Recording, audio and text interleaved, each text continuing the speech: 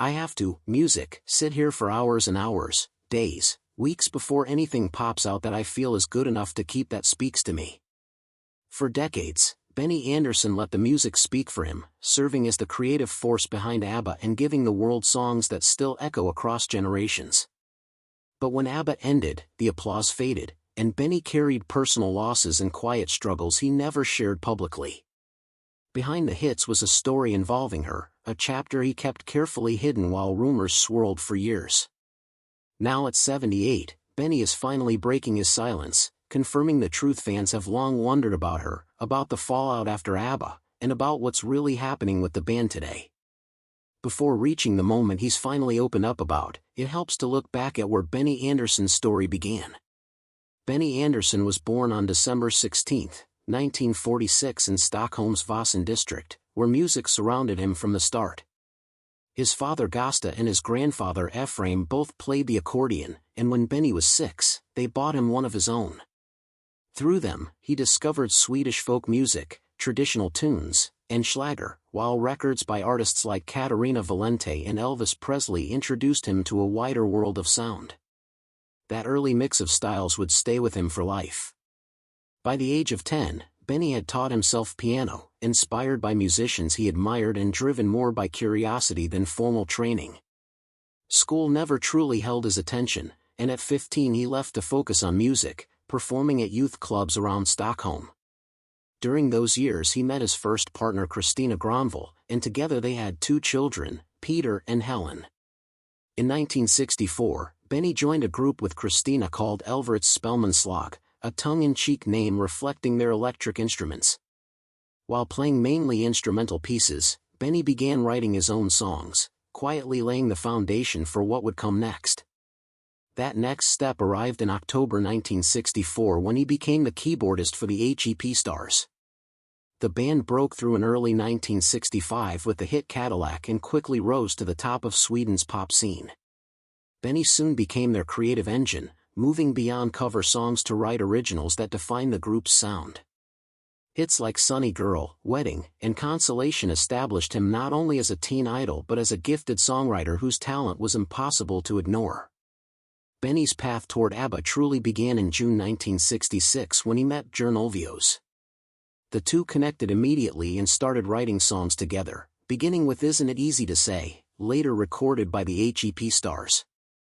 Benny also collaborated with lyricist Lasse Berghagen, and one of their songs, Hedge Clown, placed second at the 1969 Mello-Festival, Sweden's Eurovision selection. That same festival proved life-changing in another way, as Benny met singer Annie Fridhed Lingstad, and the two soon became a couple. Around the same time, Björn began a relationship with Agnia Feldskog. These personal bonds naturally deepened the creative partnership between all four, setting the stage for what would follow. By 1969, Benny and Björn were scoring hits as a songwriting duo, including Luva Sexedal for Breda Borg and Spelleman for the HEP Stars. As the two couples began collaborating in the studio, the blend of Agnetha's and Annie Fridhed's voices stood out, inspiring Benny and Björn to shape a group around mixed male-female vocals. Benny also played a key role in Annie Fridhed's early solo career, producing her 1969 single, Peter Pan, and later her debut album in 1971. While Annie Fridhed worked in cabaret and revues, Agnia gained attention starring in the Swedish production of Jesus Christ Superstar. By the early 1970s, all four were closely involved in each other's musical paths. Their first performance together came in April 1970 during a trip to Cyprus, where casual singing on a beach turned into an impromptu show for UN soldiers. Later that year, they launched a stage act called Fest Folket and debuted in November 1970. Though reviews were mixed, their song Hedge Gammelman became their first shared hit, reached number 5 on the sales charts, and stayed at number 1 on Svensktoppen for 15 weeks. By 1971, the four were collaborating more closely, adding vocals to one another's recordings and performing together more often. Benny and Björn released new singles with Agnetha's and Annie Fridhed's voices taking on a larger role, and that summer, Agnetha and Björn, now married, began regular performances with Benny at Sweden's folk parks. Stig Andersson, head of Polar Music, was convinced Benny and Bern could achieve international success and urged them to keep going. After a few near misses, they placed third at the 1972 Mellofestival and soon after scored an unexpected hit in Japan when She's My Kind of Girl reached the top 10. The real turning point came in June 1972 with People Need Love, credited to Björn and Benny with Agnia and Annie Fried. Though it peaked modestly in Sweden, it charted internationally, including the US, proving the group had real potential. In 1973, still billed under their long collective name, they returned to Melodifestivalen with Ring Ring. Though it again finished third, the song and album became hits across Europe and South Africa. Around this time, Stig Andersson introduced a shorter, catchier name, ABBA, formed from the first letters of their names, and the now famous logo with its mirrored B followed a few years later. Everything changed in 1974 when ABBA entered Melodifestivalen with Waterloo, won the Swedish selection, and went on to claim victory at the Eurovision Song Contest. The song topped charts across Europe and broke into the US top 10, launching the band internationally. While early tours had mixed results, momentum surged in 1975 with packed Scandinavian shows and massive hits like SOS and MMA Mia, which dominated charts, especially in Australia, cementing ABBA's global breakthrough. By early 1976, ABBA were already global stars, even as cracking the US album market remained a challenge. That March, they released Greatest Hits, their first UK #1 album featuring Fernando, which became one of their biggest successes, topping charts in more than a dozen countries and selling millions worldwide. Later that year, Arrival pushed them even further, delivering classics like Money, Money, Money, Knowing Me, Knowing You, and Dancing Queen, their most iconic song and a rare US #1. In 1977, ABBA embarked on their first major world tour, moving from Europe to Australia, where massive crowds and intense conditions were captured in ABBA the Movie. By year's end, they released ABBA, the album cementing their peak-era dominance. The late 1970s brought more hits and bigger stages, with Voulez-Vous arriving in 1979, followed by Greatest Hits Volume 2 and the club anthem Gimme Gimme Gimme.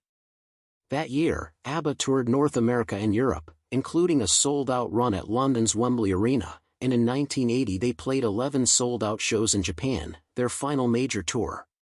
Behind the scenes, changes were unfolding. The Winner Takes It All was released in 1980 amid Bern and Agnia's divorce, though both denied it was autobiographical. Super Trooper followed, breaking UK pre-order records and delivering ABBA's last UK #1, while the group expanded its reach with Gracias por la Musa, a Spanish-language album that made them icons across Latin America. By 1981, the cracks were harder to ignore. While the band recorded rare projects like Hova's Vitni to mark personal milestones, Benny Andersson and Annifrid Lyngstad announced their divorce. It later became clear that Benny Andersson and Annifrid Lyngstad's marriage had been troubled for years, and by the time their divorce was announced in 1981, Benny had already met Mona Nerklet, whom he married that November. Still, work continued, as Andersson and Björn Ulvaeus returned to songwriting and ABBA went back into the studio. They filmed the TV special Dick Cavett Meets ABBA and released The Visitors, an album that marked a clear shift in tone, becoming more introspective and somber while exploring themes of separation, political tension, aging, and emotional loss.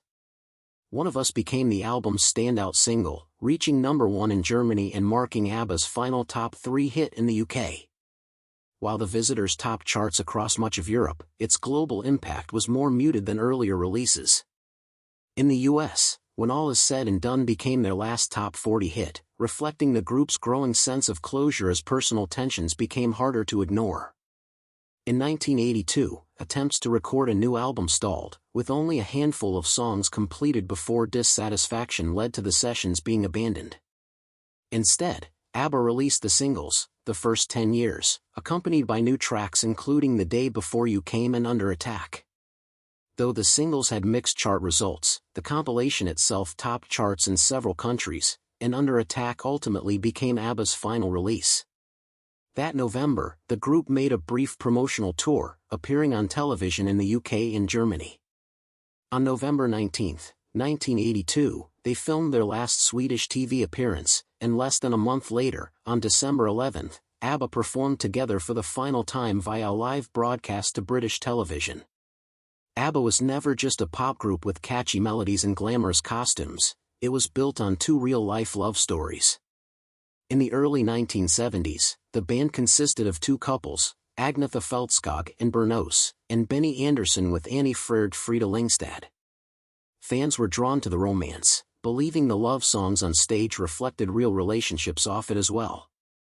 Agnetha met Bern in 1968 and they married in 1971, welcoming two children during ABBA's rise to fame, but constant touring and intense pressure took their toll. In 1979, at the height of the band's success, they divorced. The split was especially painful for Agnetha, who later spoke openly about needing therapy. Around that time, Bern wrote The Winner Takes It All, a song Agnetha delivered with raw emotion, later admitting it was difficult but powerful. Though they publicly described the divorce as amicable, Agnetha later acknowledged that no divorce, especially with children, is truly easy. Benny and Frida's relationship followed a similar path. They met in 1969, lived together by 1971, and married in 1978, but just 2 years later, they separated. While they initially claimed to remain close, it later emerged that Benny had fallen in love with another woman, Mona Nerklet, whom he married in 1981. Frida later explained their breakup simply, they had grown apart without second